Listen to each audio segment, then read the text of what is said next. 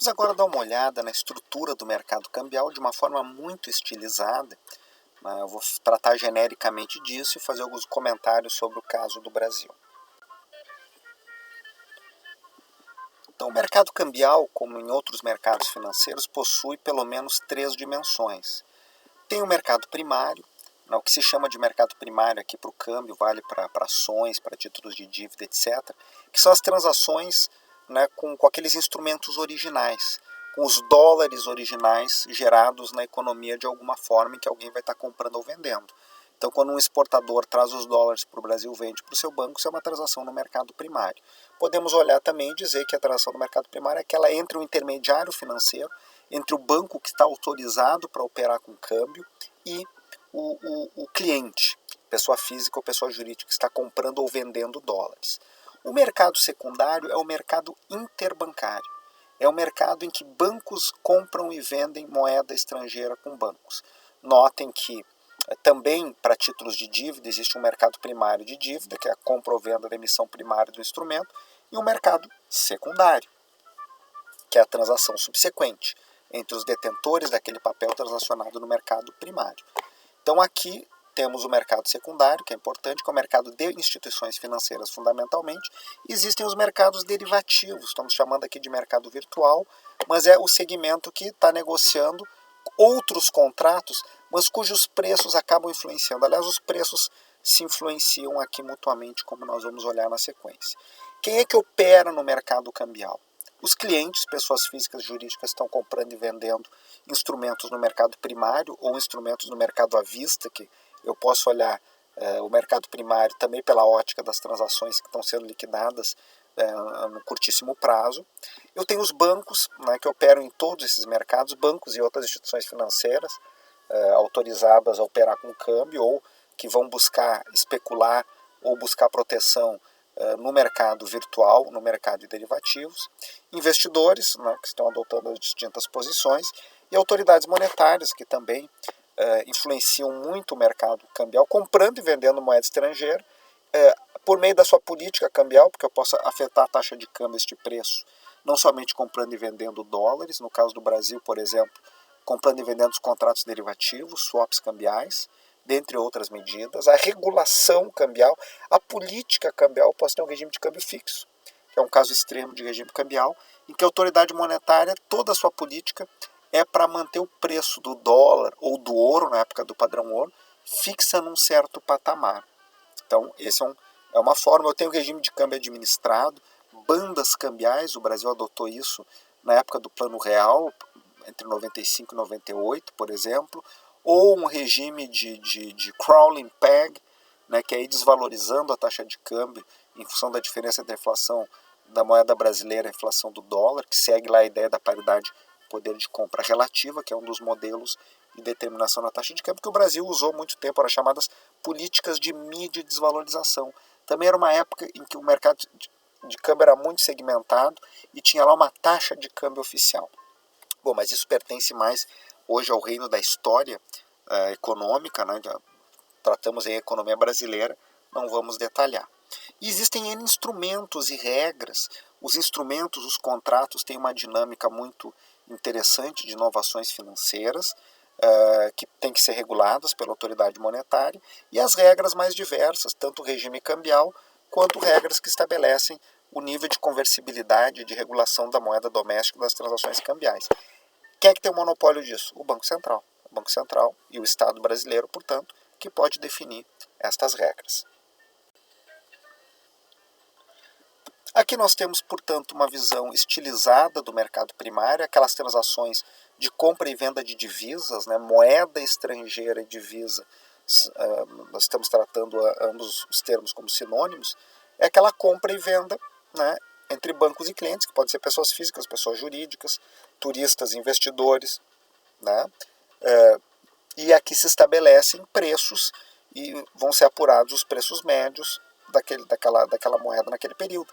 Sempre lembrando, já havia comentado anteriormente, que uma coisa é o preço que eu, André, vou conseguir adquirir $1 ou €1 se eu for comprar junto a um banco, e outra coisa é o preço que uma grande empresa pode negociar, eventualmente, pelo volume a ser transacionado e negociado, pelo histórico de transações que aquele agente tem, pode conseguir um preço mais interessante, né, para a compra da sua moeda e para a venda. Tem o preço de compra e o preço de venda, que é pela ótica do banco. Né? Qual é o preço de venda do banco? É o preço que eu compro. E qual é o preço de compra do banco? É o preço que eu estou vendendo para o banco. Né? O banco tem um ganho que é o spread, que é a diferença entre um preço e outro. Quanto ele paga para o cliente para comprar o dólar e quanto ele cobra para vender o dólar. Né? Quanto mais líquido é um mercado, menor é essa diferença. Quanto menos líquido é o mercado, maior tende a ser essa diferença.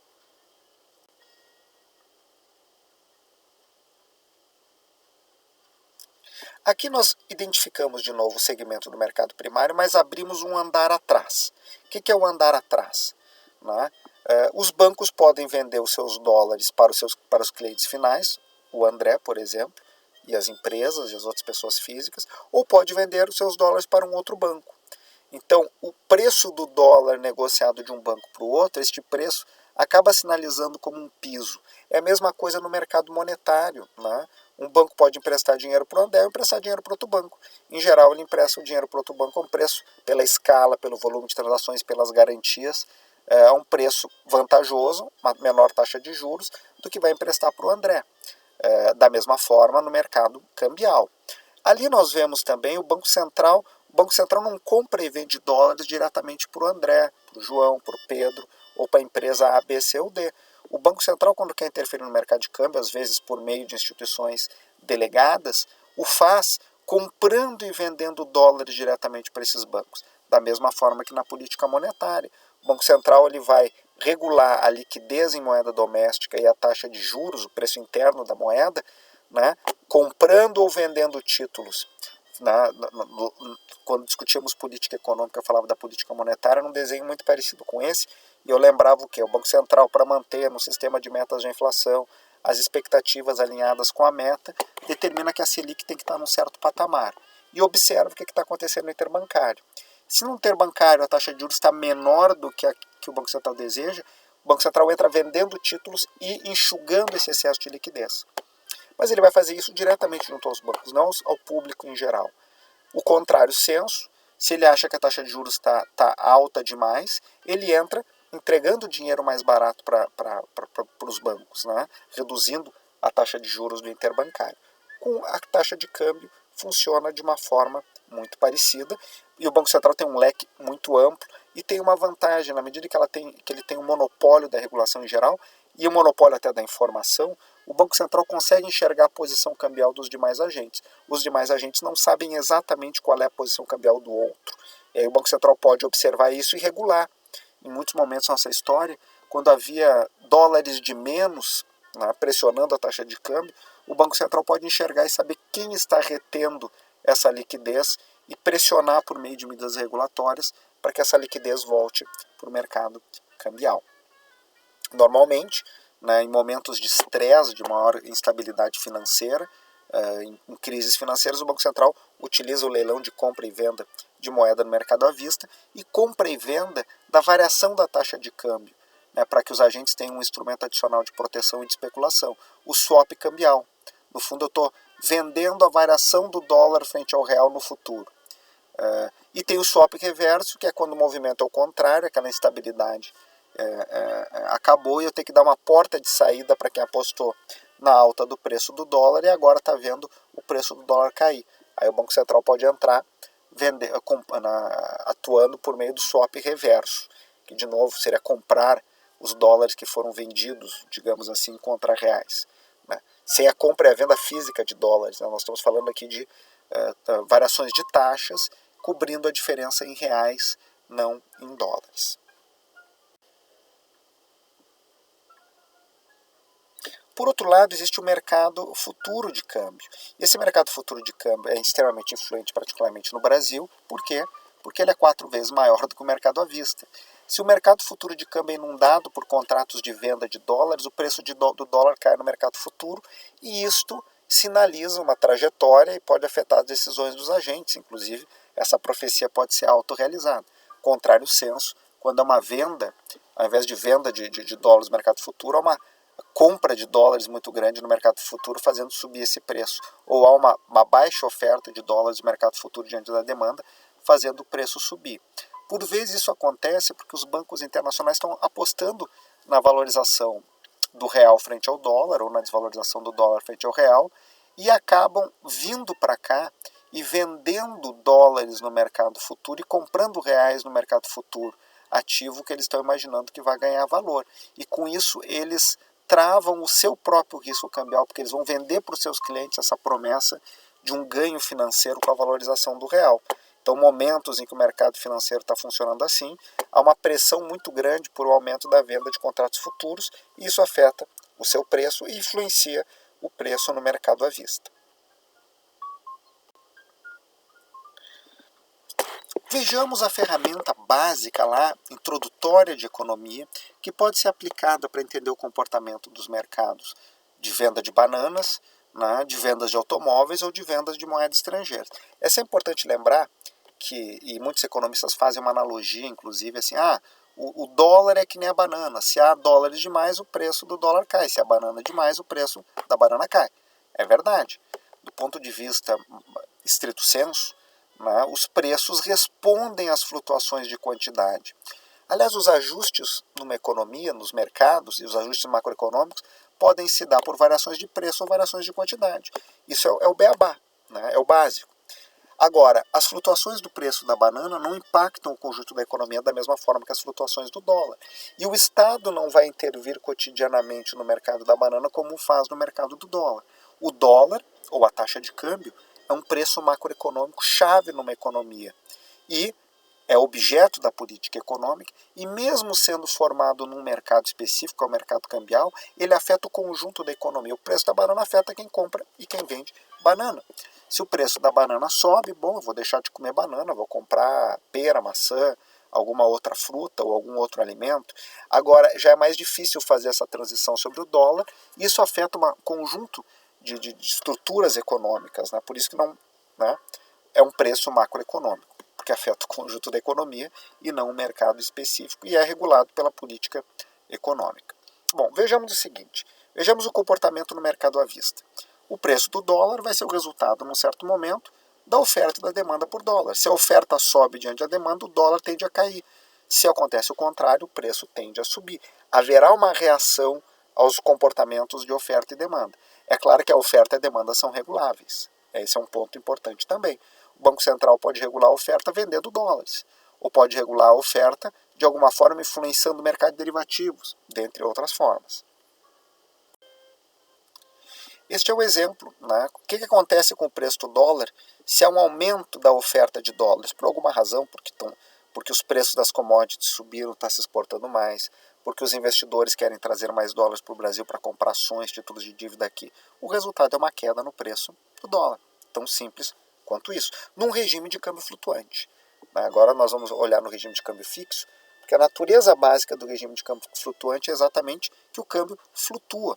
Então acomoda por meio da mudança do preço, né, a mudança na oferta e na procura por dólares. O regime de câmbio fixo, o Banco Central tenta estabilizar expectativas, tenta estabilizar os preços domésticos, mantendo aquela moeda de referência, no caso o dólar, com seu preço fixo frente à moeda doméstica.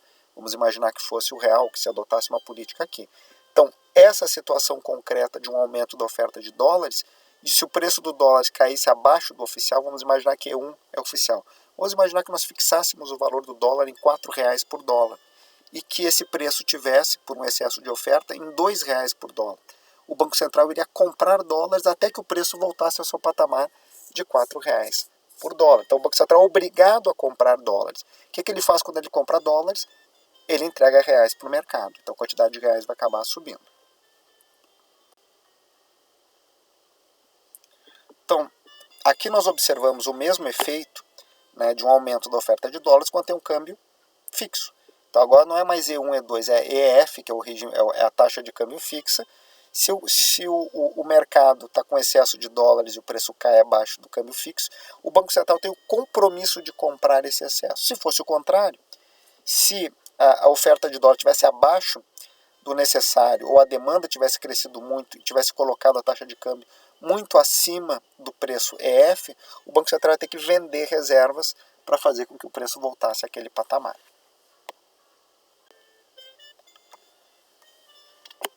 No caso dos contratos derivativos é a mesma coisa. Né? Se há um excesso de contratos futuros de câmbio, que são contratos padronizados negociados da Bolsa, o preço do dólar no mercado futuro cai. Se há um excesso de procura, o preço sobe. Só que isso acaba sinalizando para os investidores o que pode acontecer. Isso pode afetar suas decisões de comprar e vender produtos junto ao mercado internacional, buscar ou não proteção. Né? Então esses mercados estão ligados, né, por expectativas, né, e estão ligados pelo fato, no caso concreto do Brasil, de que a institucionalidade não permite, né, um volume maior de operações no mercado à vista para busca de liquidez, para busca de proteção em moeda estrangeira, e há o contrato futuro, né, de câmbio, por exemplo, como uma alternativa para tanto. Então, se o mercado de câmbio futuro de câmbio estava em equilíbrio em determinado momento, e esse preço afeta as decisões do presente, e há um aumento na oferta desses contratos, o preço futuro cai, o que vai, por sua vez, alimentar as especulações com respeito à trajetória da taxa de câmbio. Um aumento da oferta de contratos futuros faz com que o preço do dólar no mercado futuro caia. Isso pode acontecer por uma pressão de fora para dentro, porque os investidores estão apostando no real, porque é um excesso de liquidez em dólares, e esses investidores estão vindo para cá e apostando em ativos da moeda brasileira. Isso pode jogar essa moeda ainda mais para baixo, em termos de se valorizar o dólar, o preço para baixo, e o real se valorizando frente ao dólar, o que é bom para esse investidor. Não necessariamente é bom do ponto de vista da dinâmica macroeconômica em conta corrente, como nós vimos. Aí pode ficar mais difícil vender lá fora, ficar mais barato importar, eu posso começar a ter déficits em conta corrente, isso gera alguma dificuldade adiante na economia. Pode gerar, evidentemente. Não é um determinismo, mas é um aumento de risco.